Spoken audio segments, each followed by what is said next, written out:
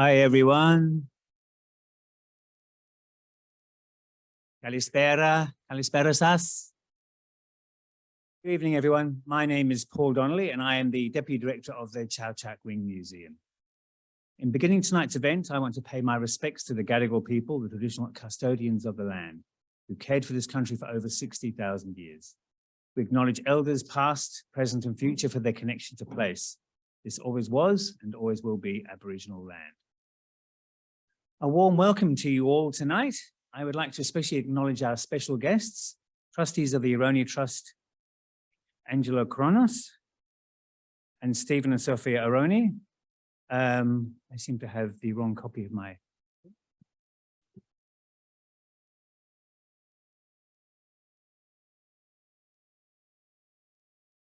Apologies, there was a few changes in guests tonight. Mr. Kostas Yannikornidonas, who is the representative of the Consul General, so welcome. Esther and Irene, would you like to say your names, please? Irene? Yeah. So welcome to the Aetolia Trust. We're very grateful to the Aetolia. And politically gross, welcome.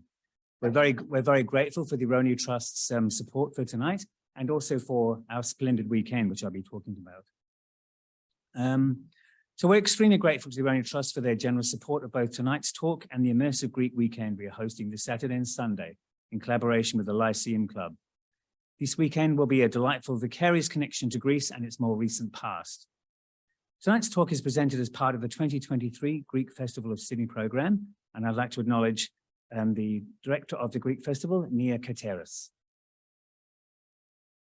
Candace Richards tonight will be presenting on the William J Woodhouse photographic collection, a real Hellenic treasure. Woodhouse was a former curator of the Nicholson Collection and as such precursor to Candace's current role. The Chau Chak Wing Museum maintains this rare and significant archive of glass plate negatives that capture the landscapes, archaeological sites and village life of Greece between 1880 and 1910. From the mountains of Aetolia to the monasteries of Meteora, from surveying ancient remains of the Peloponnese to capturing the Easter festivities on the Pynx at Athens, Woodhouse always had his camera at the ready. Candace's lecture will explore this photographic legacy, as well as reflect on the ongoing Flickr project to document the collection. So about Candace. Candace Richards is Assistant Curator of the Nicholson Collection and has been part of the Sydney University Museums team for more than 10 years. She is currently focused on the development of new research projects and exhibitions of the Nicholson archaeology and antiquities collections at the Chau Chak Wing Museum. Candace is an archaeologist interested in Mediterranean and Balkan archaeology and has worked on several excavations in Europe and Australia. She has had an enduring passion for the Woodhouse photographs and has done much to promote them online and in exhibitions such as Impressions of Greece. Please join me in welcoming Candace.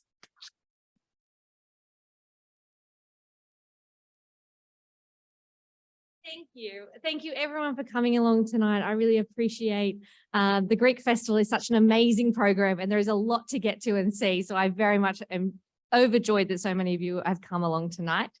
And before I get started, I too would like to acknowledge the traditional owners of the lands that we gather on today, the Gadigal lands, as part of the Eora Nation here in Sydney. And it's wonderful to reflect on how many generations for millennia of Indigenous peoples have been sharing their knowledge and research here, and that we get to continue that tradition tonight. So as Paul very kindly introduced, the William J Woodhouse photography has been a real passion project of mine here as part of the Nicholson Collection. So some of you may have heard me bang on about this many a time, but for those who maybe are new to this kind of the collection and haven't seen these photographs before, they're an amazingly rich archive and there's about 1,800 glass plate negatives in total in the collection. 1,500 of those were taken in Greece, as Paul said, in the late 1890s and early 1900s. There are 15, and what's really special is the fact that there's another further 300 of them that are actually from the Blue Mountains in Sydney and to document his family life. And these were donated to the Nicholson Collection in 1987, from his daughter Liska Woodhouse. Liska was 87 years old when she donated them, and her house had just gone through a traumatic fire. And so a lot of the glass plate negatives actually show a lot of kind of damage on them, little kind of pieces of smoke, some cracks. And even through that damage, there's so much richness in this archive that she was lucky to save and then donate to our collection. And it was where her father had worked for over 30 years of his life and really dedicated himself to the Nicholson Collection and to Greek history in Australia. And so tonight's talk, I really want to explore a lot of like who William J Woodhouse and kind of go into a bit more of his biography and his family life, because his family was actually really important to him.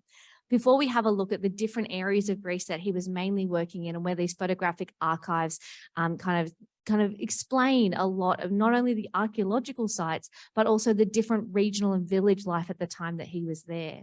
And I'll kind of end the talk tonight on a bit of a reflection of how these photographs have been digitized and documented here at the Nicholson as part of the Nicholson Collection, and then what we're doing at the Chau Chak Wing Museum to exhibit those in a kind of ongoing series of impressions of Greece, which is also the title of this project. And I use this title, Impressions of Greece, quite a lot. And that's because it was actually Woodhouse's very last public lecture before he died in 1937. His last lecture was titled Some Impressions of Greece. And he reflected at that time of what he had saw as the changes of the Greek landscape. Because from 1890, when he first went to Greece, he had seen a mass development, industrialization, the introduction of train travel instead of donkey. And he was lamenting the fact that there was too much train travel meant that he couldn't see the beautiful countryside, and that it was only by donkey that you could really understand what Greece was. And so I use this title over and over and over again because I think it really kind of speaks to what this photographic archive gives us. And that is just mere impressions of what Greek life was like during this period. So William, as I say here, there's a bit of a biography on the screen. I won't go through it all, but he was born in England before he moved to Australia. He moved to Australia to take up the professorship or lecture in classics at the University of Sydney, where he taught Greek and Latin. And in 1903 was appointed honorary curator of the Nicholson Museum. And it was this honorary curatorship that really kind of drove his passion, because he thought through objects we could learn a lot more about Greek history, that it wasn't just the words on the page that we had from ancient writers like Homer and Herodotus. It was through the artifacts, the pieces of Greece that he could, the tangible heritage that he thought was really important to understanding the ancient as well as the modern history. And so he went to Greece at several times throughout his life, mainly for research projects early on in the 1890s.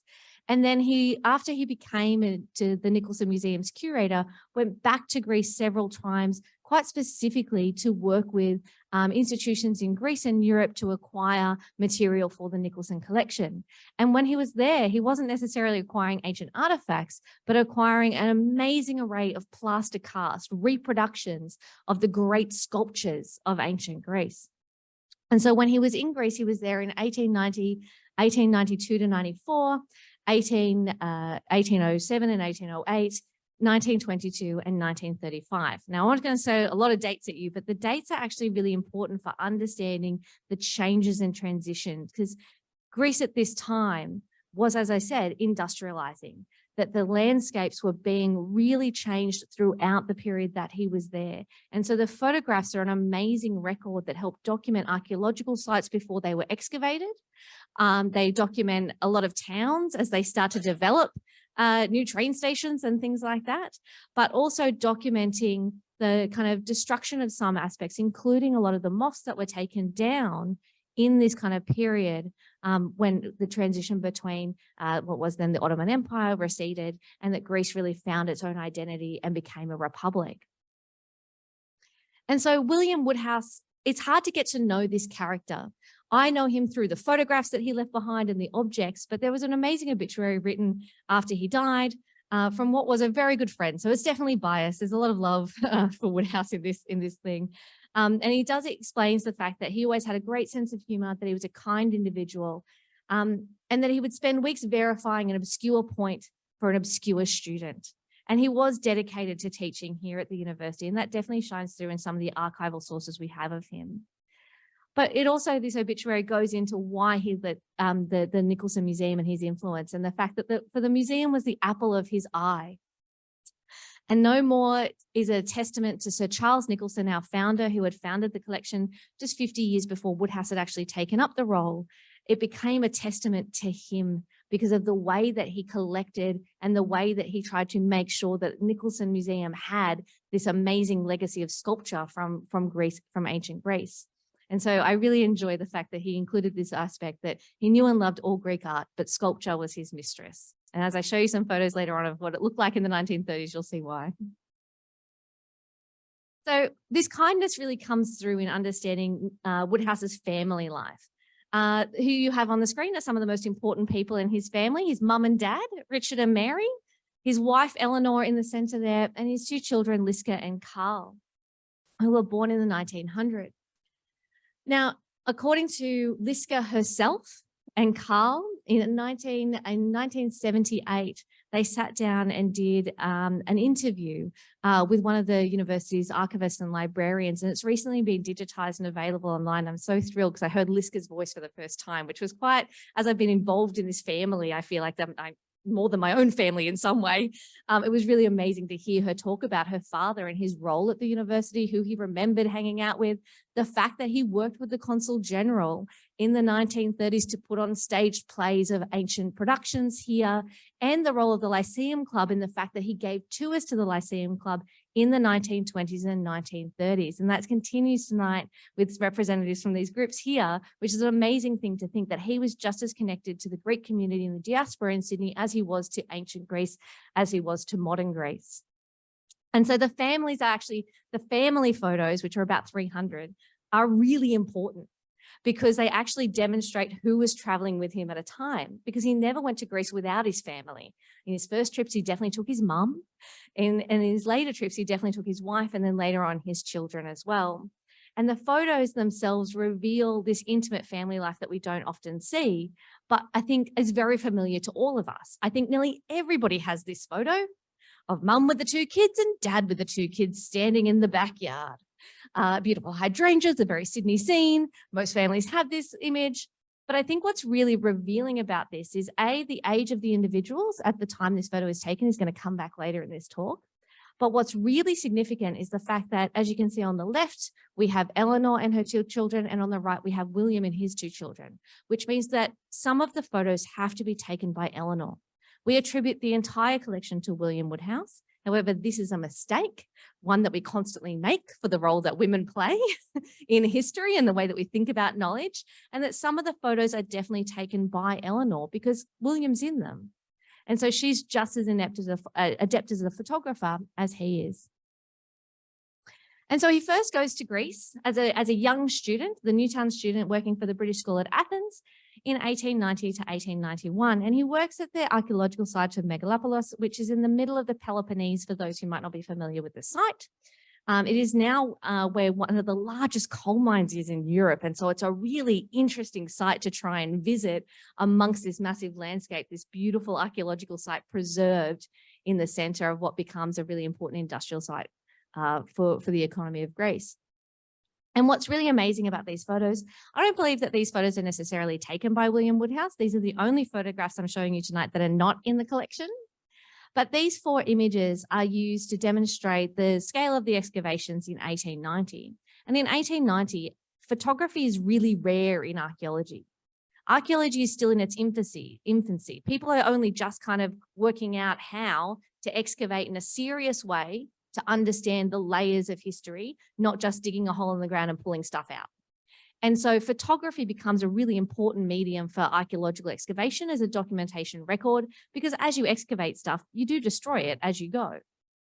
And so it's this that I think might have inspired him to take his own photographs as he starts doing his own research.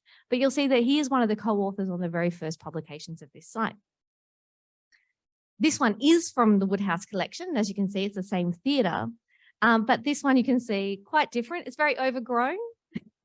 The archaeological site not as fresh as the publication images. And I think that this photograph was probably taken by Woodhouse on one of his maybe later trips to Greece in the 1900s, around 1908, when he was clearly revisiting the passions of his youth. So the second time he goes to Greece, out of the Peloponnese, he actually starts to conduct some research in what's this Aetolian region up here that's marked out in red.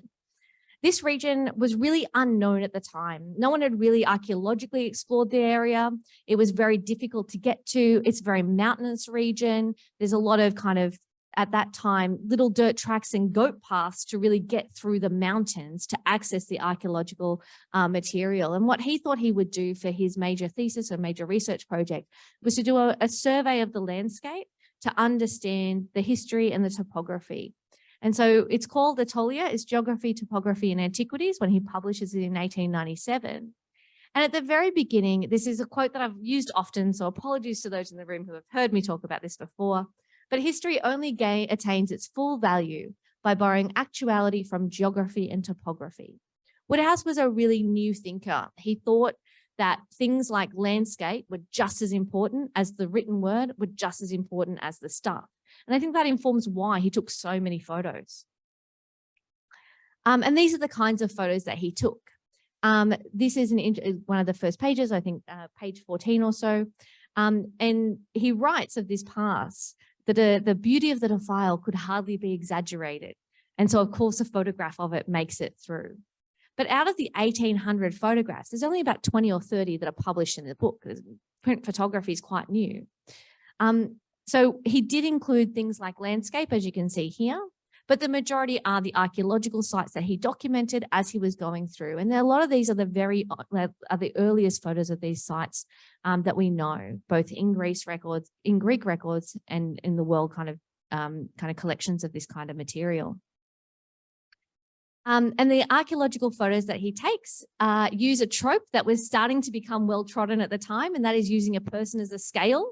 A photograph is really hard to understand the size of a wall unless you put a person in it. It's something that definitely Paul and I still do today as we're traveling around. You always stick one of your friends or a child into a photo because you know how tall they are. And this one here is actually a photo of his mum sitting on the edge of the rock. And the way that she's positioned is it's not a photograph of her, it's a photograph of the building of which she is acting as a scale. And even though those are the photos that made it into the publication, there are many, many more photographs in the archive that represent the travel aspect. And this photograph, if anybody had seen our kind of publication, 50 Objects, 50 Stories, that was written by Michael Turner, there was a major exhibition over in the old Nicholson Museum. This photo was a standout and everyone really engaged with it. And it's a very formal photo of Mary Woodhouse on horseback, surrounded by the Evzoni, who were their bodyguards as they went through these mountain passes. But my favorite photo from this kind of period is actually this one. Still, you've got Mary Woodhouse in the center there, surrounded by the Evzoni, but instead of being a formal portrait, it's captured kind of this is what they were traveling like.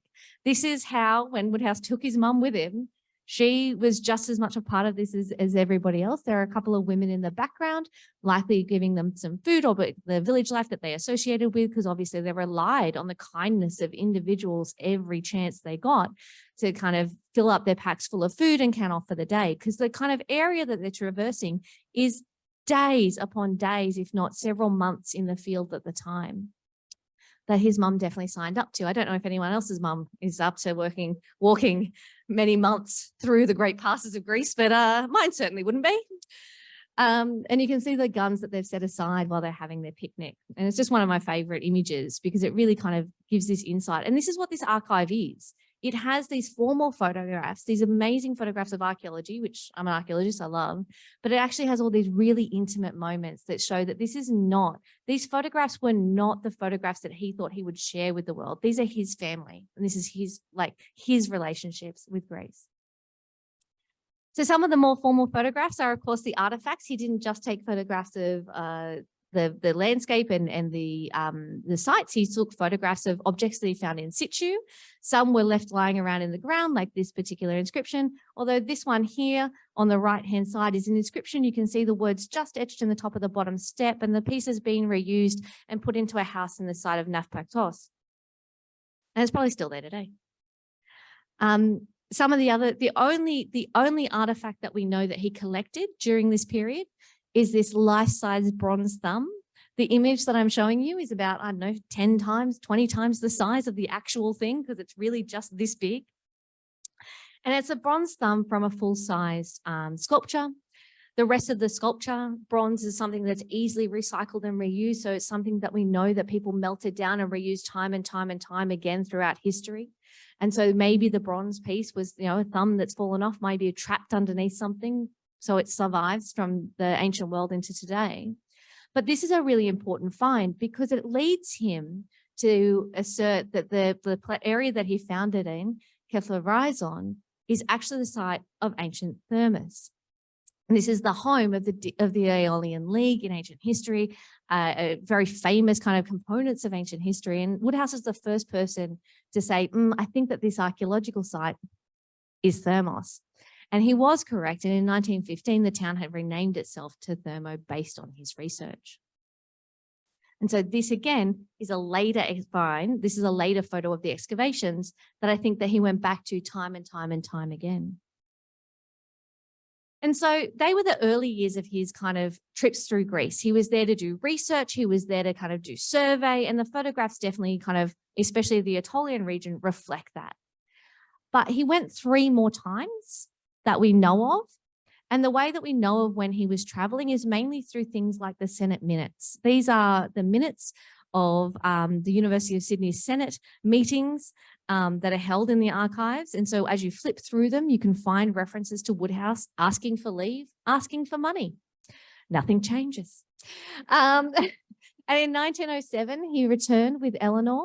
And we know that the 2 children, Liska and Carl, didn't go with him because in that interview that I mentioned earlier, she says that the 2 of them were put in boarding school and they weren't allowed to go on that trip.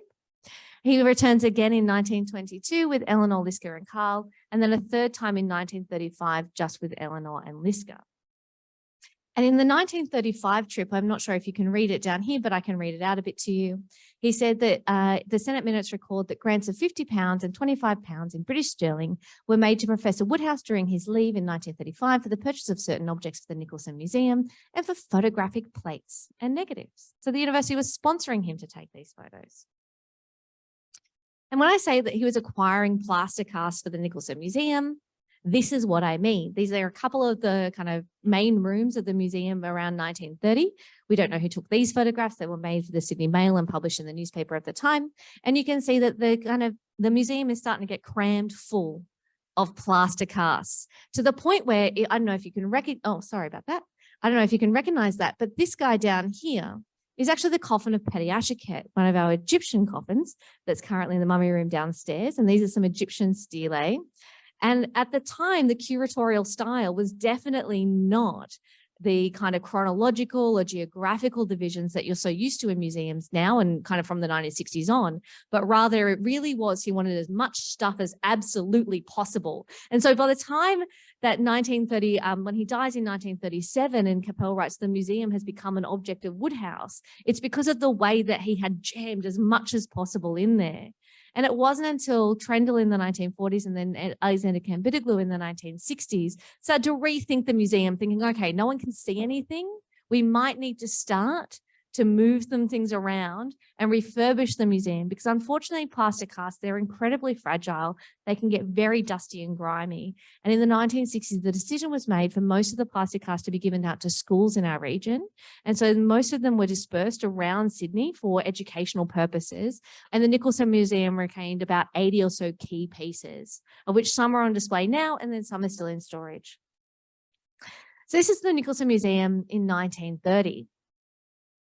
But on those trips to Greece, he was taking thousands of photographs.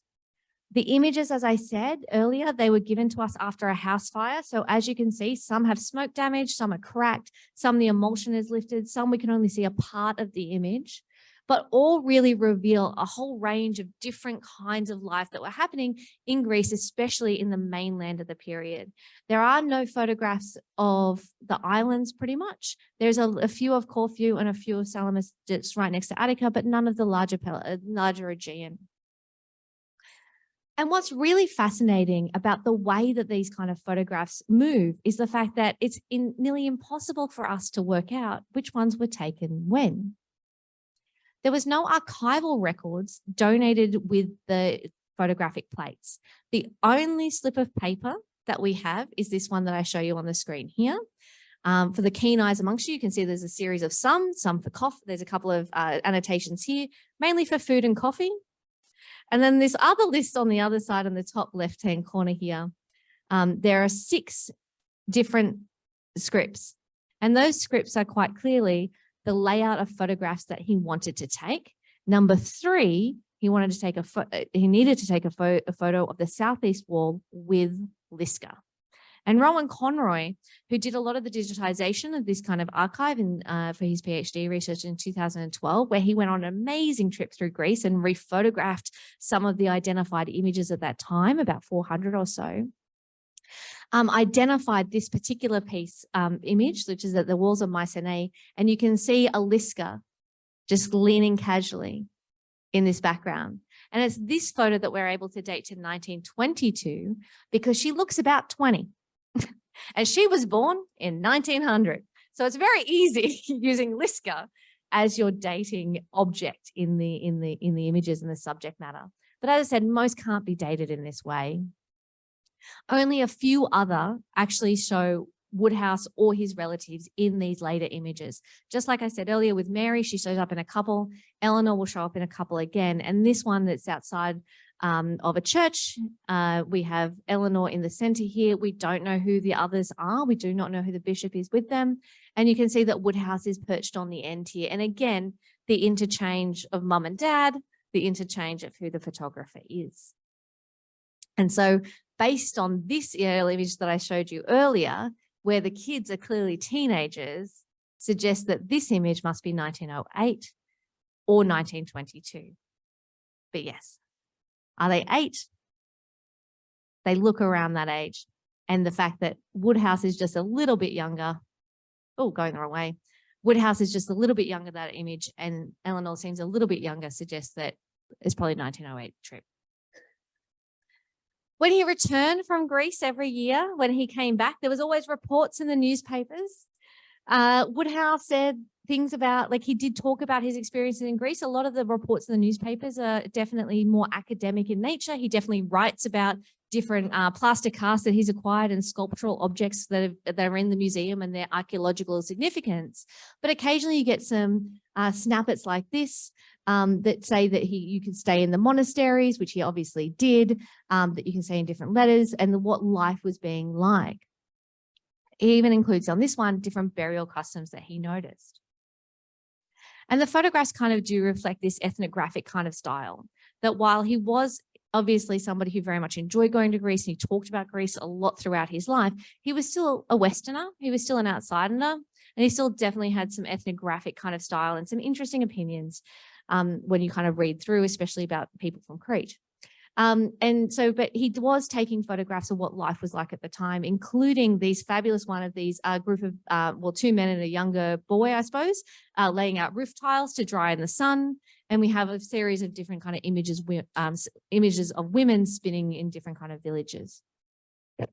We have photographs of market scenes, including butcher's shops or ceramics for sale. This one in particular at the port of Patras shows currants being unloaded from the crop of that year. And amongst all of those kind of village life, he definitely was still taking, I must say, the majority are definitely walls everywhere, as well as some of the more significant monuments like the Temple of Athena Nike. But what's interesting is that he was definitely not photographing as a tourist, because he would take photos like this. And this is not your stereotypical photo that you might take of when you're on top of the Acropolis. Is this really the most interesting view? I think not. But it's an archaeological view that shows masonry techniques, that it shows the different kind of height of the building, the back of the proper layer, pieces that you don't normally see, and pieces today that have been reconstructed. And so the value archaeologically of the archive is often that a lot of this stuff is before it was fully excavated, before it was reconstructed. And they're really rare photos to have from this time. When he returned from Greece, and definitely part of the reason why he was taking the photographs is the fact that he was using them for public lectures later on. And this top one, I absolutely adore this quote, that I'd rather either a crust on a Greek hillside than roast beef in the palaces of princes. And he was using the photographs to say this was a particular lecture on Delphi, but he was using them to demonstrate where he had gone. And they visited the pass of Delphi 3 years ago with a man. We sat and ate all the Turkish delight that we could get. And from this peak, the Curator declared, showing a photograph of one of the peaks of Parnassus, the whole of Greece seems to just spread out before you. And so he was definitely in love with this landscape. And so these are the photos of Delphi that he was likely using for this trip. And what's really important here is obviously, again, you have photographs of what Delphi was like at the time in this is from the 1908 trip, before a lot of the reconstructions, before a lot of the tourist market has really changed the way that we think about these massive sites that attract millions upon millions of visitors every year, including myself, that wear away the paths and require a lot of infrastructure to make them safe for us to go to and visit and be connected today. And so these photographs really offer a really different kind of insight, because when he was there, there were no guardrails, there was no repaving of the sacred way. It was a scramble up the hillside. And part of the reason why not only do we have the newspaper reports that tell us that he was talking about Delphi in 1908, but these photographs from inside the Delphi Museum, the Delphi Archaeological Museum was only opened in 1903, so these have to come from after that. So then we come to his last trip to Greece in 1935 before he passed away in 1937. As I mentioned earlier, he definitely was taking his daughter and his wife with us, and we have things like these snippets from women's supplements. Women's supplements have become one of my most favorite archival resources for a lot of the work I do here at the Nicholson Collection, because it's in the women's supplements that you find all of the details about archaeological excavation, because it was of an entertaining quality. And so you find out things, little snippets like the fact that Woodhouse was at the meeting of the Lyceum Club, and actually the next paragraph says that they had to replace the secretary, so it suggests the fact that Liska was a part of the secretary of the Lyceum Club, which I only just found out like the other day, and I'm very excited that my colleagues and friends from the Lyceum Club are here, that I can share this very exciting research with you all. And in 1935, we have several news reports after they return in 1930, in the early months of 1936, that talk about what happened. And that was the fact that they were stranded in Crete. And in 1935, we have the revolution going on. And in 1935, they were caught in Crete during a series of events, including the ex-president that was hiding out there before he was moved on, and the fact that all the telephone networks went down, that they were there for several months. It does say that they were living in Sir Arthur Evans's famous house at the site of Knossos, so being trapped there for several months doesn't actually sound that bad. But it does say that Liska did see some bombs drop during the trip. And we know, as I said earlier from the Senate minutes, that we have these records that the university paid for glass plate negatives, but we have none from this trip. We have none in the archives from Crete. And so I think that it's quite possible that they may be burnt down in the house fire before she could donate them, or these events actually made it impossible for him to do the same kind of archaeological research and the same type of photography that he had done on previous ones. And so Woodhouse's collections at the Nicholson today include a whole range of different types of material. We have individual sherds and ceramic pieces that have been left at archaeological sites that he visited. These are the ones on the left here from Mycenaean Greece, have a whole series of kind of little bits and piecey finds. On the backs of them are written the names of the sites, often in Woodhouse's own hand, and so we know where he was picking them up from. He was also working with the Greek government at the time and asking for material to be sent back to the Nicholson. And that's because in 1935, when he was writing up a lot of this material, he had just said in the Union Recorder how much the Nicholson had no pottery, that we were a dearth of pottery, that we couldn't teach the full classical gamut of ancient Greek ceramics here because we didn't have enough material. And so sherd collections become incredibly important for understanding the trajectory and chronology of Greek ceramics in a place like Australia, where we didn't have access to the museums and kind of collections in Europe.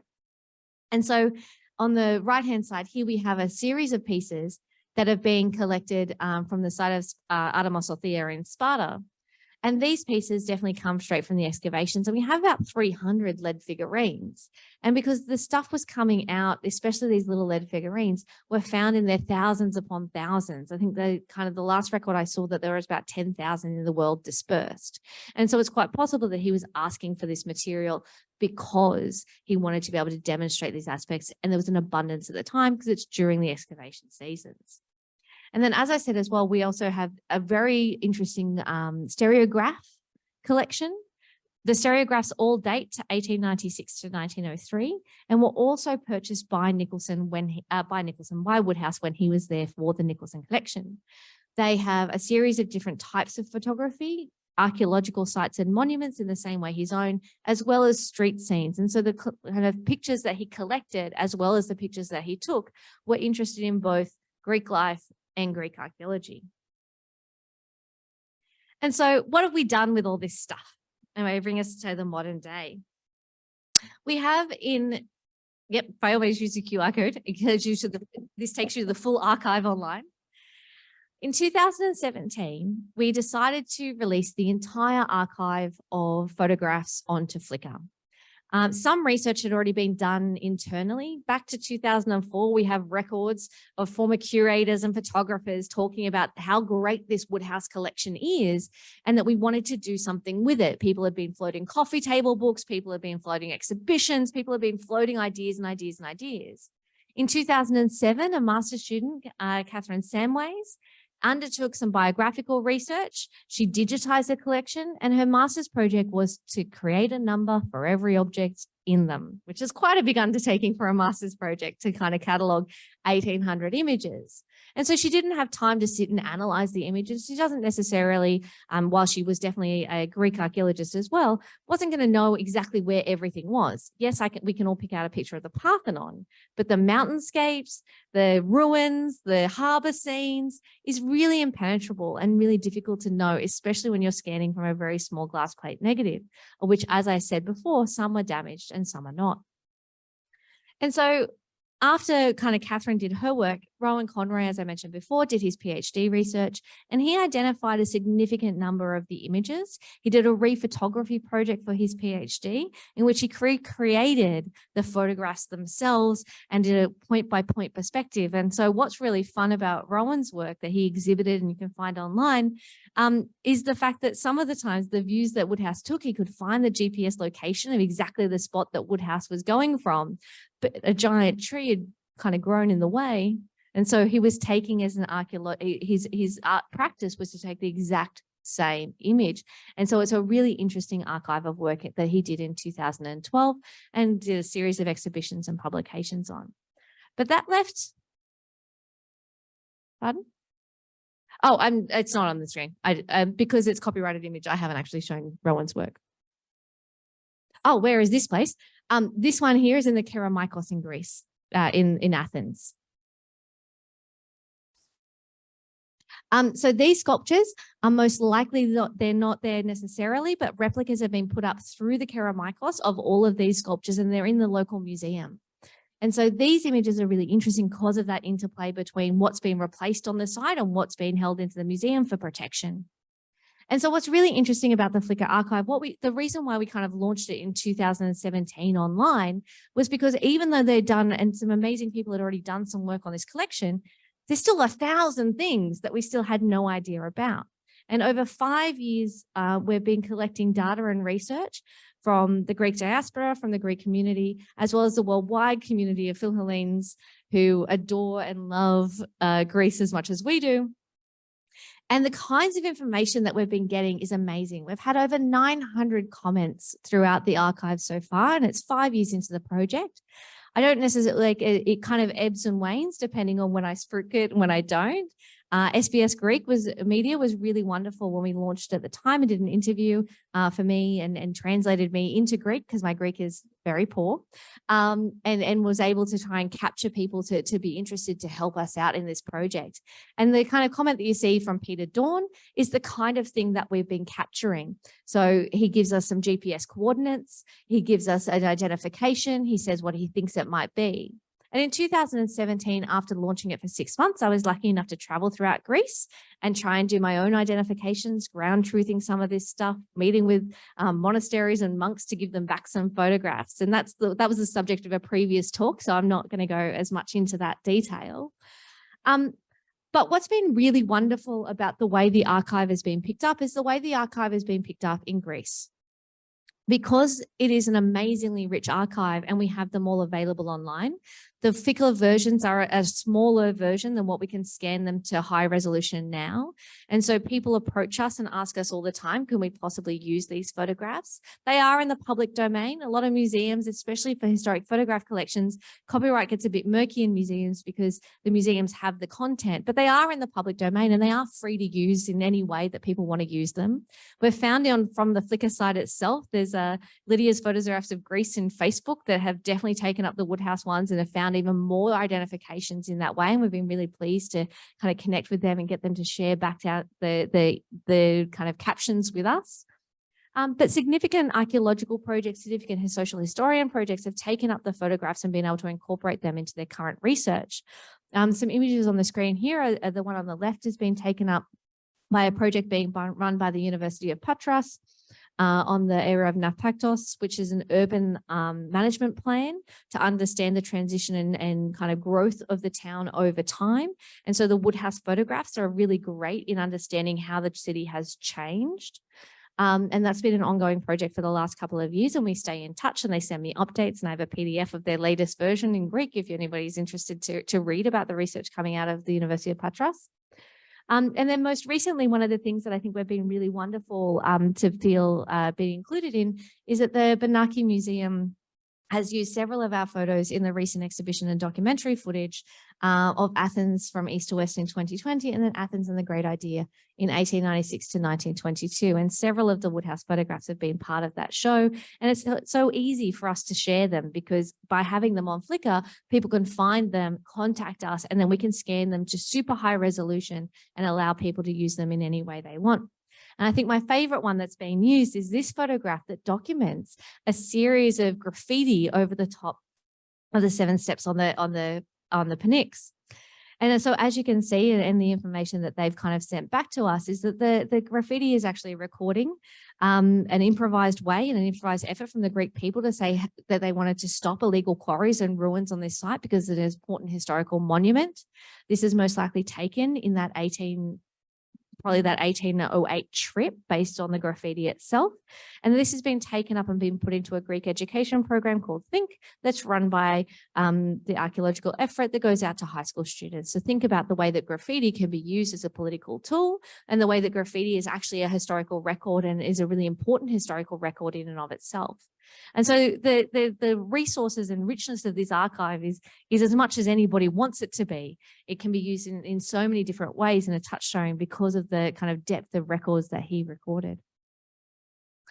And so the way that we're using the photographs here is in this ongoing exhibition called Impressions of Greece. It's on the 2nd floor, just downstairs, and it has rotating photographs of the printed photographs from the collection paired with objects from the Greek kind of ancient collection that we have. There's been 3 different versions so far. The current one, The Mysteries of Eleusis, is installed at the moment, reflecting on the fact that 2023 is Eleusis is the cultural capital of Europe for 2023. So having Eleusis represented here at the Chau Chak Wing Museum is a nice little connection. And the previous one is kind of where I really wanted to take this show, because part of the reason why we are putting these things back in pairing objects to the Woodhouse collection is to really show the continuity of life in Greece.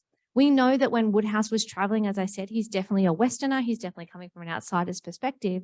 This is a really tumultuous period in which a lot of the West decided that at a certain stratigraphy, ancient Greek history belonged to the West and the world and really othered Greek people. And Woodhouse himself, and in the research for this talk, I thought was my white whale of non-racism. But unfortunately, he was a big supporter of the White Australia policy. In 1922, after returning from Greece, there are newspaper reports in which he supported the White Australia policy and thought that migration should be controlled. And it's a really disappointing and disheartening thing to think about, given that he was so in love with Greece and so in love with people and was a part of that. But it is a legacy that we do have to reckon with. And so part of what we're doing in the Impressions of Greece exhibition is trying to display that continuity between the ancient and the modern Greek photos that he took, because there is this continuity of culture that occurs at these archaeological sites. And especially in this image that you can see here, and the reason why this pairing exists is that we have this amazing Tanagra figurine. She's a beautiful dancer. She has little traces of pigment of pink and blue on her dress that's just faintly recorded. And it's paired with this image of women walking up to the Pynx to a cultural celebration. There was other photos in this show. And it shows you the continuity of the use of headscarves and veils that is a part of Greek traditional costume that's still very much alive and still part of what we're doing today. And so it's a continuity effort to say that even though there was this othering that happened, there is a continuity, and by using historic photographs and archaeological artifacts, I think that we can help the public understand this and understand this continuity, and that artifacts are always connected to the landscapes and the people from which they come from, even when you find them over here in Australia. And so to that note, we are very excited for the weekend ahead of us. With the Hellenic Lyceum Club, we have a major event coming on that's going to pair even more of these beautiful photographs through a slideshow that will happen in here with at least 14 costumes from the Hellenic Lyceum Club collection. We have a busy day ahead of us installing in here in this space. And the wonderful women that we're working with have gone through all of the historic archives, and Theodora in particular has been working on this project with me since 2017, working as a volunteer and sharing her knowledge of the Greek costumes to identify. And we cooked up this concept a long time ago. We moved a museum, we had COVID, and now we're finally opened. And thanks to the Aroni Trust, are able to put on this massive celebration of Greek cultural heritage. And so the plan is that we will definitely be delving more into the Woodhouse photographs and the archives paired with traditional costumes. The dance troupe will be here and kicking up a storm on the forecourt. There's a taverna. I'm hoping for an ouzo at some point.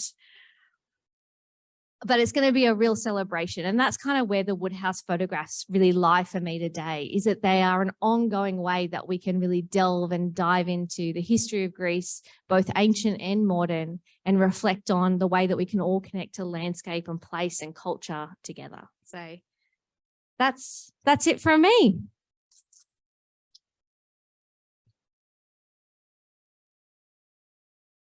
Thank you. Thank you so much. And thank you so much for coming along.